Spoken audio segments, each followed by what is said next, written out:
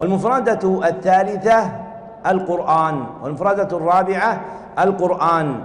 وقد جاء في مسند أحمد بإسناد حسن من حديث عبد الرحمن بن شبل رضي الله عنه أن النبي صلى الله عليه وسلم قال: تعلموا القرآن. وجاء هذا من حديث جماعة من الصحابة مع اختلاف سياق المتون، لكن أصلها ومقدمها الأمر بتعلم القرآن، وهو كتاب الله الذي أنزله على محمد صلى الله عليه وسلم. وتعلم القرآن يثمر حفظ الأمن الفكري، لأن القرآن كتاب هداية. فأنت تقرأ في أول المصحف بعد الفاتحة: ألف لام ميم ذلك الكتاب لا ريب فيه هدى للمتقين. فالقرآن كتاب هداية، وهذه الهداية لا تنحصر في باب من الأبواب أو نوع من الأنواع العلمية أو العملية، بل هي هداية عامة تستوعب جميع ما يحتاجه الناس.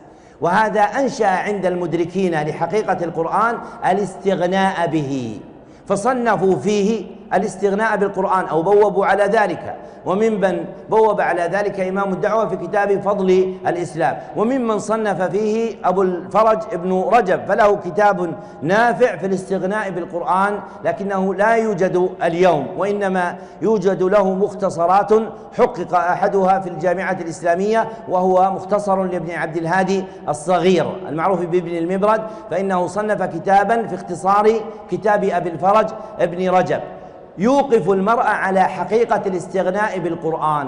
ومن جملة ذلك حصول الاستغناء به في حفظ الأمن الفكري. فالعبد إذا أقبل على القرآن وتعلم القرآن وجعل القرآن كتاب هداية له، لم يمكن لمفسدات العقل أن تعرض له، لأن الهداية التي يستمدها من القرآن تدفع تلك الغوائل. فالقرآن بمنزلة الشمس، وتلك الغوائل بمنزلة ما يضر من الحشرات، وإذا طلعت عليها الشمس قتلتها. فكذلك إذا طلعت شمس الهداية القرآنية على القلب أخرجته من كل ما يفسده وأمدته بكل ما يقويه. ومن هنا علم أن القرآن هو أصل العلم والخير.